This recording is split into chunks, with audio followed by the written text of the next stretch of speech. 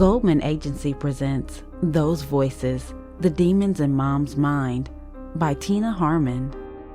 Oh my God!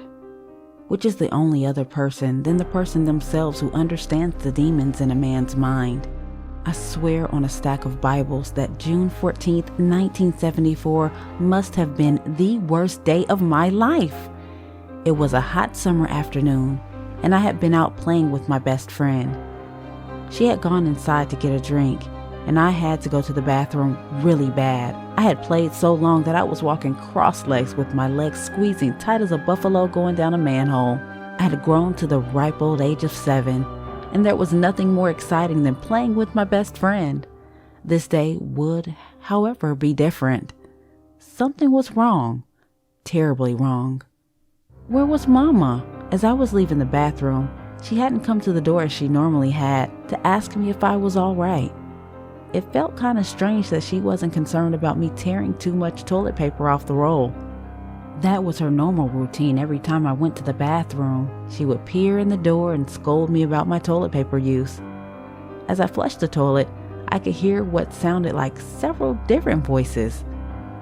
I didn't see anyone come over, so I was anxious to finish my dirty doings so I could see who was out there. I flushed the toilet, washed my hands, and dashed through the door with curiosity. But I was very much surprised. Nobody was there but Mama. I hadn't noticed her before, but she was there. Only it didn't look like her. She was standing in her bedroom in front of her mirror with a purple dress that displayed a huge protrusion. I knew she was going to have a baby, but what confused me was her hair. It looked like a lawnmower had busily hurried across it while missing spots, and that someone had tied multicolored ribbons on each piece of grass that was left behind. And to top it all off, she was talking to someone, but no one was there. "Do you hear them?" she asked. "Who, Mama, who?" "Those voices," she replied. "Those voices." I was a 7-year-old who was looking through the eyes of confusion. Seeing my mom stand in the mirror wearing a deep purple dress with a belly the size of the biggest watermelon I could think of, with her hair cut and different color ribbons tied to each little ponytail, talking to made-up people was frightening. That was a sight that would haunt me the rest of my life, and the words "those voices" would ring through eternity. You see, this thing called life started out all wrong. I was born on September 30th, 1966, to a 16-year-old mother who was manipulated and hoodwinked with a whole lot of lies and promises from this young gangster in the neighborhood. He, my father, was very cunning and probably even cute, and he had a way with girls, at least one girl that I know. There I was, bursting on the scene, making my grandmother the youngest granny in town. In those days, when you had a baby, there was a lot of pressure on you to get married. The real pressure was to already have been married before you have kids. Neither one of those plans worked with my parents, because by the time I was 3 months old, my father was shipped off to prison, and that left my mother single with child.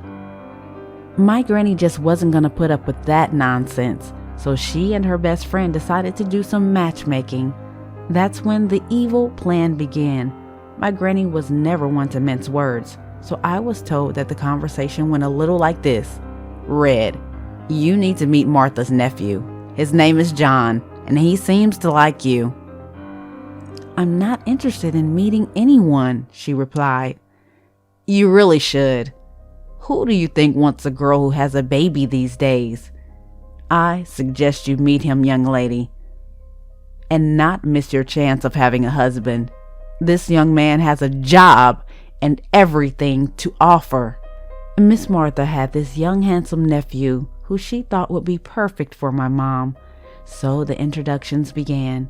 You talking about a shotgun wedding. They met, went on a few dates, and were coerced and pushed so hard to get married. And they did. Because before I reached the ripe old age of 1, they were married. How do you get to know someone that fast? My granny didn't care. All she knew was that her daughter was married and now it was okay to have babies. This was the beginning of a nightmare. To learn more about this exciting book, visit Amazon or Barnes & Noble's booksellers and purchase Those Voices, The Demons in Mom's Mind by Tina Harmon today.